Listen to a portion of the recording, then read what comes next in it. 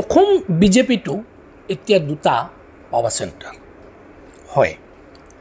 এটা হ'ল মুখ্যমন্ত্ৰী ডাক্তৰ হিমন্ত বিশ্ব শৰ্মা আৰু তেখেতৰ যিবিলাক কনফিডেণ্ট আছে তেওঁলোকৰ লবি, আৰু এটা হ'ল ৰাজ্যিক সভাপতি সাংসদ দিলীপ শইকীয়া ডাঙৰীয়াৰ লবি।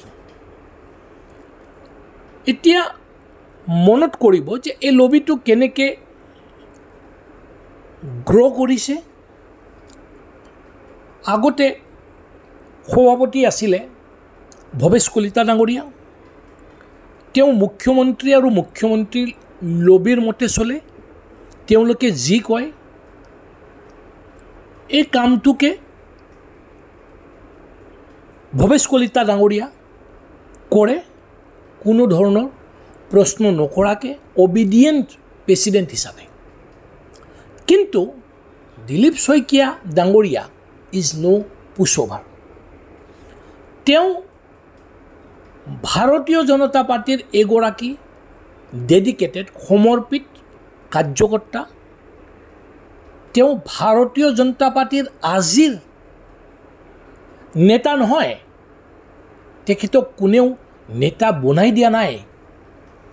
তেওঁ নিজৰে পজিশ্যন আৰ্ণ কৰিছে। আজি তেওঁ যদি ৰাজ্যিক সভাপতি হৈছে, সাংসদ হৈছে, বা তাৰ আগতে নেশ্যনেল জেনেৰেল ছেক্ৰেটাৰী হৈছে, এই পজিশ্যন কিন্তু তেওঁ এনে সহজে ক'ৰবাত কাৰোবাৰ চামচাগিৰি কৰি পোৱা নাই। তেওঁ বিজেপিত আৰু তাৰ আগতে RSSত ABVPত নিজৰ জীৱন দিছে, কাম কৰি আহিছে। গতিকে তেওঁ যেতিয়া বাহাজনীত গৈছে, নলবাৰীত বাহাজনীত বিজেপিৰ বাহাজনী মণ্ডল কাৰ্যালয়ৰ ইনগ্ৰেশ্যন আছিলে। দিলীপ শইকীয়া ডাঙৰীয়া ৰাজ্যিক সভাপতি হিচাপে তালৈ গৈছে। তেখেতক মণ্ডল কাৰ্যালয়ত সোমাবলৈ দিয়া নাই। আৰু কোনে দিয়া নাই? বাহাজনী মণ্ডল প্ৰেচিডেণ্ট তামুলী ডাঙৰীয়াই। আৰু তেওঁ কিয় সোমাব দিয়া নাই? তেওঁ সোমাবলৈ সেইকাৰণে দিয়া নাই যে তাত মুখ্যমন্ত্ৰী আছিলে আৰু স্থানীয় বিধায়ক জয়ন্ত মল্লবৰুৱা আছিলে।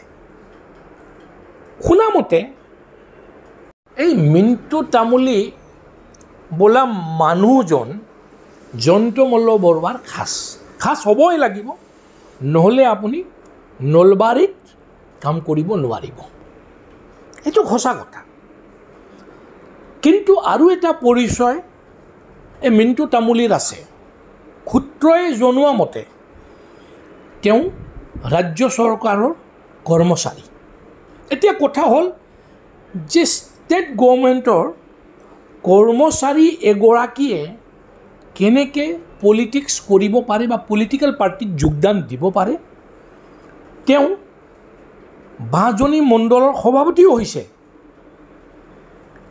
এতিয়া এই মানুহজন যদি ৰাজ্য চৰকাৰৰ কৰ্মচাৰী আৰু বিজেপিৰ মণ্ডল সভাপতি, এই দুটা কাম যদি একেলগে কৰিব পাৰে, তাৰ মানে তেওঁ কিমান পাৱাৰফুল। আৰু এই মানুহজন নিজৰ এই যিটো পাৱাৰৰ অহংকাৰত ৰাজ্যিক সভাপতি দিলীপ শইকীয়াক বাধা দিছে, প্ৰৱেশত বাধা দিছে, মণ্ডল কাৰ্যালয়ত সোমাব দিয়া নাই।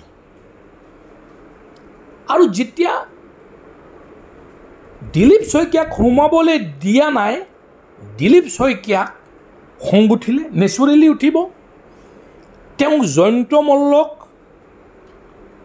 খুব ভালকৈ কৈছে, যি ক'ব লাগে, আৰু এই তামুলী বোলা মানুহজনক ছাইড কৰিব দিছে। কিন্তু যিহেতু তামুলী হ'ল জয়ন্ত মল্লৰ খাচ, জয়ন্ত মল্ল হ'ল মুখ্যমন্ত্ৰী ডাক্তৰ হিমন্ত বিশ্ব শৰ্মাৰ খাচ, গতিকে মুখ্যমন্ত্ৰীৰ বলত বলৱান হয়, মুখ্যমন্ত্ৰী আৰু জয়ন্ত মল্লৰ শক্তিত শক্তিবান হয়, তামুলীৰ ছাপোৰ্টাৰে মিণ্টু তামুলী জিন্দাবাদ, জয়ন্ত মল্ল জিন্দাবাদ ধ্বনিৰে অপেন চেলেঞ্জ কৰি দিছে দিলীপ শইকীয়াক। এতিয়া কথা হ'ল যে দিলীপ শইকীয়া পুছবাৰ হয় নেকি? মই ভাবোঁ নহয়। কাৰণ এতিয়া বিজেপিত য'ত য'ত সভাপতি দিয়া হৈছে বা দিয়া হ'ব, তাত এইবিলাক মানুহ সভাপতিৰ আসনত বহা যিবিলাক মানুহ আছে তেওঁলোকে RSSৰ মানুহ। দিলীপ শইকীয়া RSSৰ মানুহ, RSS লবিৰ মানুহ। ৰাষ্ট্ৰীয় সভাপতি এতিয়ালৈ দিয়া হোৱা নাই, কাৰণ মোদীৰ মানুহক লৈ RSSে কৈ দিছে যে মোদী লবিৰ মানুহ নহ'ব, তাত RSSৰ লবিৰ মানুহ হ'ব লাগিব। সংগঠন আৰু চৰকাৰ পৃথক পৃথক চলিব লাগিব। এটা ষ্ট্ৰং মজবুত সভাপতি লাগিব। সেইকাৰণে অসমত দিলীপ শইকীয়াক দিয়া হৈছে। সংগঠনক ষ্ট্ৰং আৰু ইণ্ডিপেণ্ডেণ্ট কৰি ৰখাৰ দায়িত্ব হ'ল অসমত দিলীপ শইকীয়াক, আৰু দিলীপ শইকীয়া এই দায়িত্ব পালন কৰি আছে, কৰিব। তামুলী হয়তো আজি বা তামুলীৰ যিবিলাক ছাপোৰ্টাৰ বা জয়ন্ত মল্লৰ ছাপোৰ্টাৰে দিলীপ শইকীয়াক অপেন চেলেঞ্জ কৰিব পাৰে, কিন্তু অন্ততঃ মই ভাবোঁ ইয়াত কিন্তু দিলীপ শইকীয়াই জিকিব। কাৰণ Dilip Saikia is not a পুছঅভাৰ, is ন' পুছঅভাৰ। এই কথা এতিয়া মুখ্যমন্ত্ৰীয়েও গম পাইছে, মুখ্যমন্ত্ৰীৰ লবিয়েও গম পাইছে। কাৰণ মুখ্যমন্ত্ৰীৰ লবি বহুকেইজন লিডাৰক, নেতাক তেওঁ এতিয়া নিজৰ টীমত কিন্তু স্থান নিদিয়ে।